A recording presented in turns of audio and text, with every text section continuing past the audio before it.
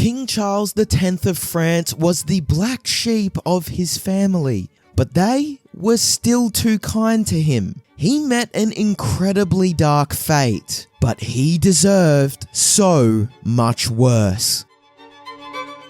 Charles Philippe was born in 1757 at the Palace of Versailles, in what seemed like the halcyon days of the Bourbon dynasty. As the son of the Dauphin Louis and Dauphine Marie-Joseph, he enjoyed luxury beyond imagination. His grandfather, King Louis XV, even created the title Count of Artois, just for him. However, as the youngest son of the heir to the throne, it seemed highly unlikely that he would ever get the crown. But fate was already working in his favour. In 1761, a terrible family tragedy brought Charles one step closer to the throne. His eldest brother, the Duke of Burgundy, passed from a sudden illness at the age of 9. Then, not even 5 years later,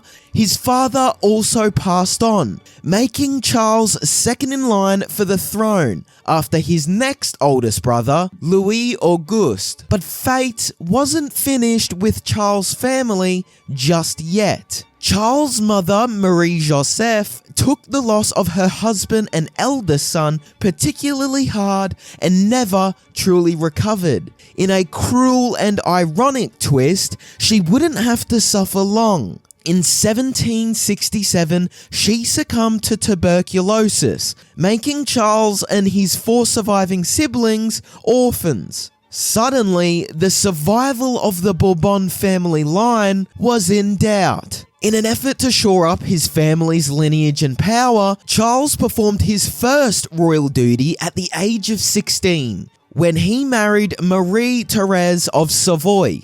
But she wasn't exactly a catch. Charles' contemporaries described his new wife as diminutive, somewhat ill-shaped, clumsy, and with a long nose. It's also not like she was a great conversationalist either. Criticism of Charles's new wife continued without mercy. While Marie's contemporaries conceded that she had a nice complexion and was good-hearted, that's about where the compliments ended. After visiting France shortly after the marriage, the Holy Roman Emperor Joseph II called Marie a complete idiot. Clearly, the couple were horribly mismatched. Charles had an insatiable appetite for romance, and according to the Count of Hazex, few beauties were cruel to him. Among his many conquests was the opera singer, ballerina,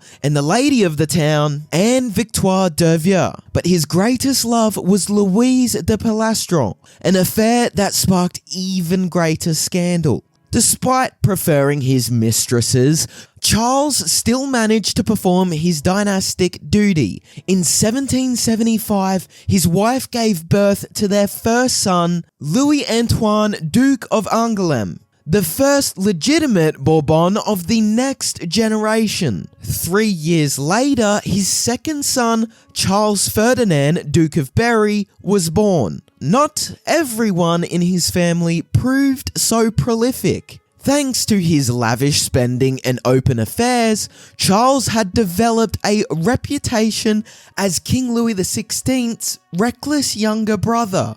But for one, he wasn't the one being mocked.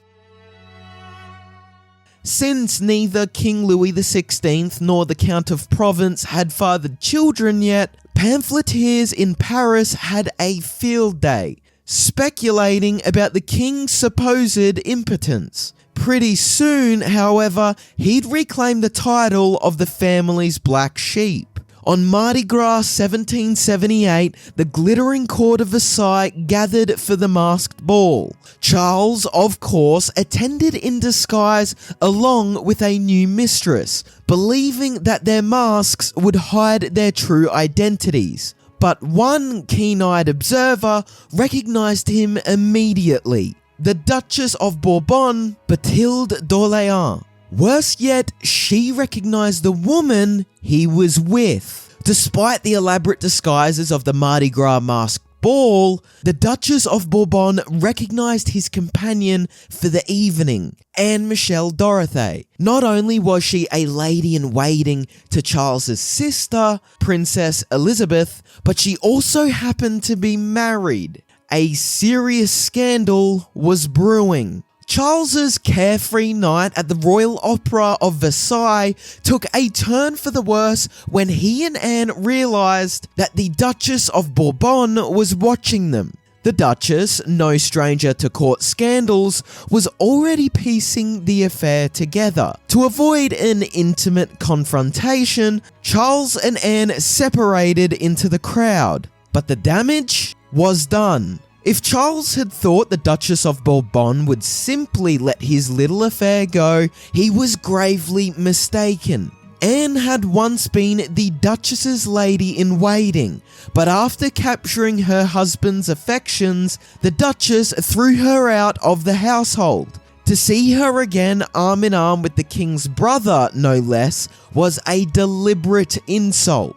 Charles still believed that his disguise would keep him safe from scandal, but the Duchess of Bourbon had other plans. As he took a seat to recover from the night's tension, she sat beside him and hatched her plan. After a few courteous words, the Duchess lunged for his mask, ripping away his false beard. The jig was up, but the madness was only beginning. Charles could not believe the Duchess's brash move and breach of etiquette. Enraged by her public stunt, he grabbed her mask in return and crushed it against her face with such force that she burst into tears. Then, without a single word, he rose from his seat, turned his back on her, and left her humiliated in front of the entire Versailles elite. But if Charles thought he'd heard the last of this, he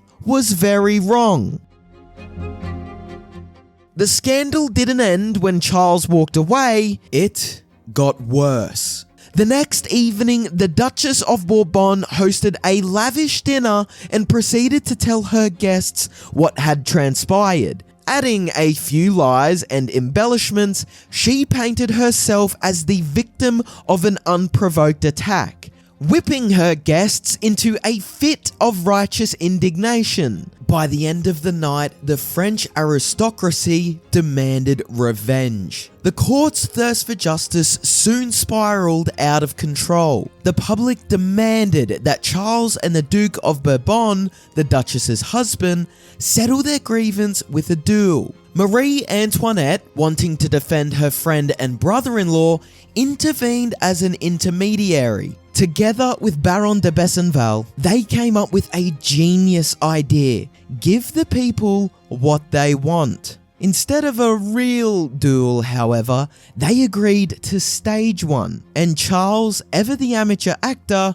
was happy to oblige. On the arranged day, Charles and the Duke coincidentally crossed paths at the Bois de Boulogne. The duel was set to begin. Charles and the Duke drew their swords in preparation for their duel, but their gentle jests were the sharpest blades they'd cross. The fight lacked the intensity of a real duel, and both men knew it. They fenced for appearance's sake, careful to ensure neither left with anything more than a scratch. Charles had been content with his unserious, frivolous lifestyle until the monarchy faced financial ruin in 1786. France was drowning in debt from its overseas commitments, and the government needed drastic reforms. Charles supported taxing the aristocracy, but he refused to surrender the privilege of the nobility and the church. In his own words, it was time for repair, not demolition.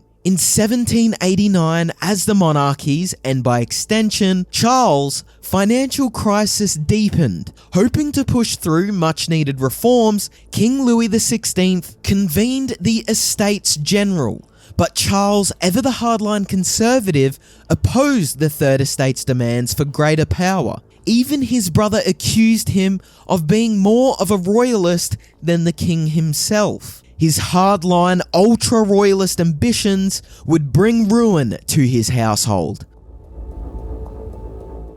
Charles, still wanting his way, conspired against his brother to oust the Liberal finance minister Jacques Necker. But Charles, impatient as ever, pulled the trigger on his scheme too early, forcing Necker's dismissal on July 11th, 1789. His timing couldn't have been worse. In light of Necker's firing, the people revolted, culminating in the storming of the Bastille. He had unwittingly sparked a revolution, and not for the last time. As the French Revolution unfolded, in no small part to Charles's actions, Charles fled Paris with his family and a handful of close courtiers. While many believe that he was fleeing in cowardice, modern historians suggest that Louis XVI had secretly approved of his brother's escape, fearing the monarchy's future was already in jeopardy. He was definitely right about that part.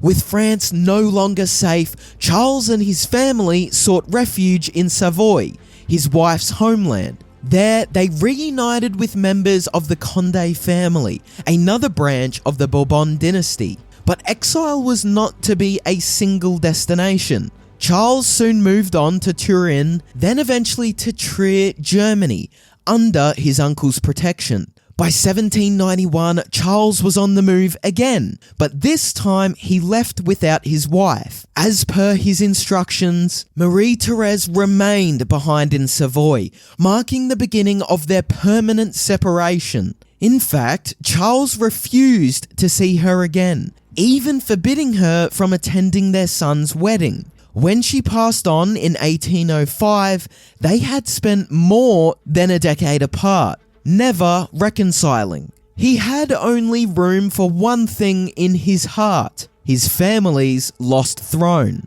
Charles wasted no time plotting to restore the monarchy. He gathered royalist forces for an invasion of France, but Marie Antoinette pleaded for a delay, fearing for her family's safety as they were trapped in Paris. Sadly, by the time he was ready to mobilize again, it would be too late. As Charles plotted from exile, his brother and sister-in-law rotted away in a cell. By the time he had assembled an army, it was too late. The revolutionary forces had abolished the monarchy. From across the border, Charles could do nothing as the mobs dragged Louis XVI and Marie Antoinette to the guillotine. When revolutionary France descended into chaos, Charles fled yet again, this time finding safe refuge in Great Britain. Luckily for him, King George III rolled out the royal carpet, even providing him with a lavish allowance.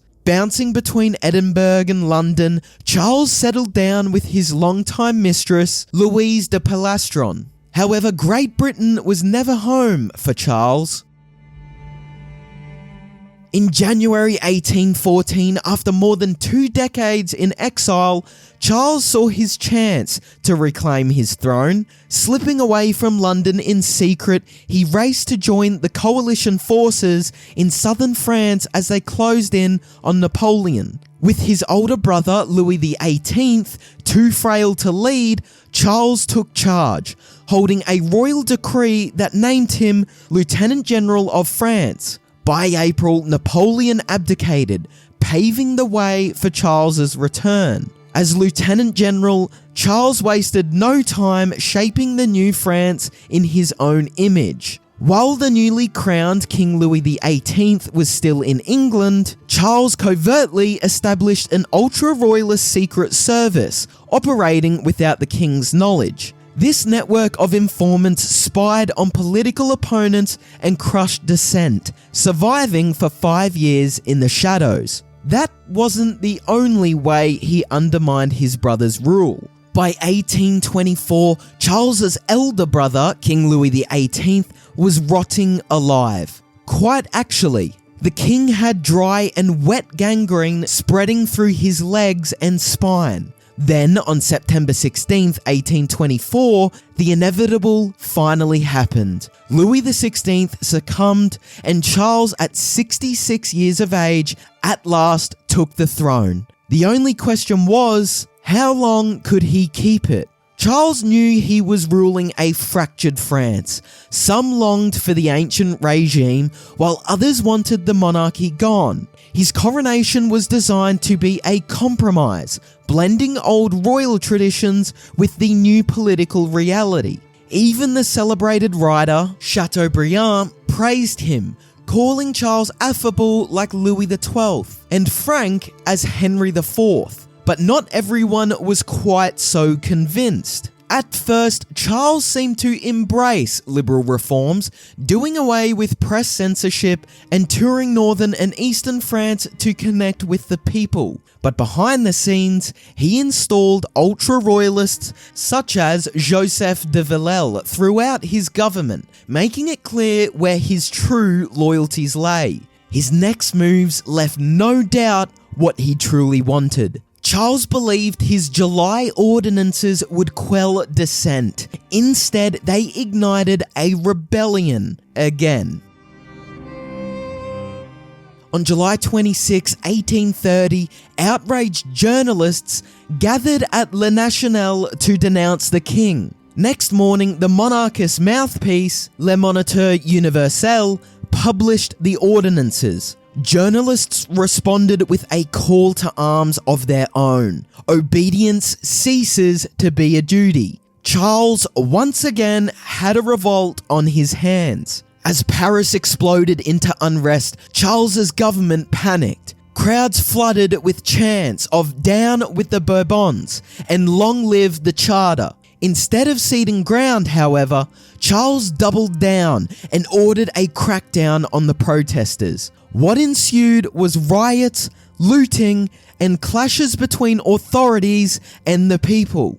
Desperate to stop the revolution, a delegation of deputies begged Charles to revoke his controversial ordinances. However, Charles refused to back down from his untenable position. But by late July, it no longer mattered. The Chamber of Deputies declared his distant cousin, Louis-Philippe d'Orléans, the new king, plastering posters of their decision across Paris. By day's end, Charles X had lost everything. By August of 1830, Charles simply acknowledged the inevitable. His rule had come to an end. He abdicated, signing a declaration that forced his own son, the Dauphin, to abdicate as well in favour of his grandson, Henry, Duke of Bordeaux. However, the plan nearly collapsed when the Dauphin refused to sign away his rights. According to contemporary reports, father and son engaged in a furious shouting match behind closed doors. But after several minutes, Charles convinced his son to sign the declaration. Despite Charles's desperate maneuver, Louis-Philippe had no intention of recognising the young Duke of Bordeaux as king. Instead, on August 9th, 1830, the Chamber of Deputies officially crowned Louis-Philippe as King of France. With that, the Bourbon monarchy was finished, and Charles was left as a king without a kingdom. Stripped of power, Charles and his family fled as an angry mob of 14,000 closed in. They managed to escape to Britain on steamships using fake names, but their humiliation was far from over. When they arrived, the British greeted them coldly, mockingly waving tricolour flags, the flag of the liberal movement, in their faces as they disembarked. Seeking warmer climates to ease the chill from having lost his throne, Charles settled along Austria's Mediterranean coast, now Slovenia, in October of 1835. But his journey ended in tragedy. Upon arriving in Gorizia, Slovenia, he caught cholera, succumbing to the disease on November 6, 1836. The townspeople, unlike his erstwhile French subjects, mourned him, draping their windows in black cloth. His body was laid to rest in the Franciscan Kostanjevica monastery, making him the only king of France buried outside his homeland. Thanks for watching History Expose. If you love uncovering the best stories in history, hit like and subscribe to keep exploring with us. Don't forget to visit our main page, Factinate, for more incredible facts about everything.